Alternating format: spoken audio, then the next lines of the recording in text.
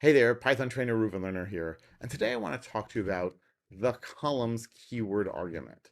This is not a life-changing thing in Pandas, but it is a really nice update to Pandas that happened a while ago and I only noticed recently, and I want to pass this along because I definitely feel it has made my queries easier to write and also easier to read.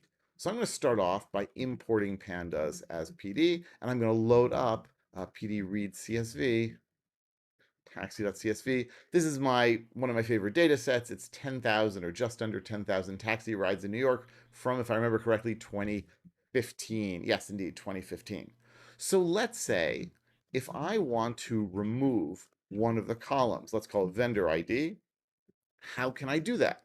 And the answer is df.drop. So I say df.drop of vendor ID, and I get an error. Why? Why do I get an error here? Well, I get an error because actually drop works with either rows or columns and it defaults to the rows. So because I gave it a string here, I didn't specify anything else, it looked for a row whose index was vendor ID, did not find one, and sure enough, it gives me an error here, a key error. Here we go, vendor ID not found in access. Well, I can fix that.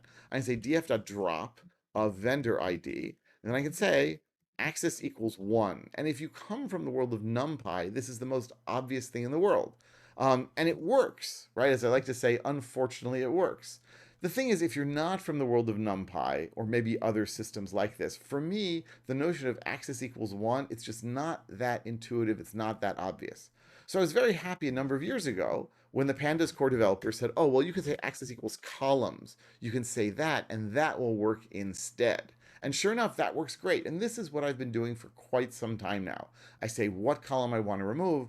I say access equals columns, and it works. By the way, I can have more than one column there, right? I can give a list instead of a string. So I can say vendor ID and let's say passenger count, and by giving a list, so both of those are removed. And I should add, in case it's not obvious, in case you don't know this or remember this, drop does not actually remove the columns. Rather, it returns a new data frame that's identical to the earlier one, to df, just without those columns. If you want to actually modify the data frame, you could, in theory, use in place equals true, but as I've discussed in another video, that is a very bad idea. You should not be using in place equals true. Rather, you should just assign it back to the original variable.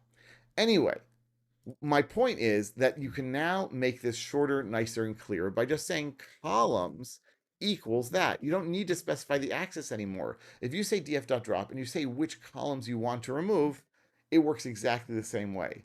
Is this a major, major change? No. But does it make your code nicer, easier, more readable? I definitely think so, and I've adopted this in everything that I do.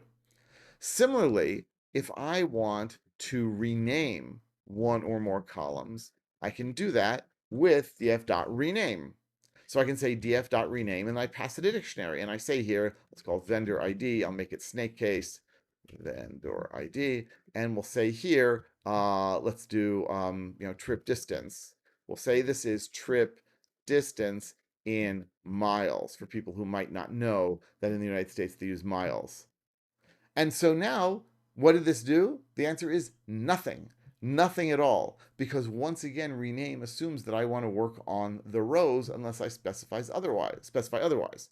So I can say here axis equals columns, or 1 if I really want, and that will now work. Or now I can say columns equals that dictionary, and it does the same thing. Again, nicer, cleaner, shorter, easier to understand.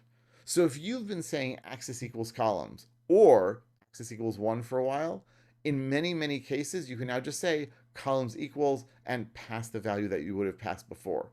I should note that this is a keyword argument, and keyword argument in Python means that you must have an equal sign there, name equals value. We do this all the time. We don't necessarily think about it, but there are two kinds of arguments in Python, positional arguments and keyword arguments. This will only work as a keyword argument. As we saw, if we just try to pass a dictionary here or a string or a list before, it won't work. You need to say columns equals for this to work. Let me know what you think about this. I'd be curious to hear what else you want to learn in Python and Pandas. Don't forget to like and subscribe, and I'll be back real soon with more videos about Python, Pandas, and everything in between.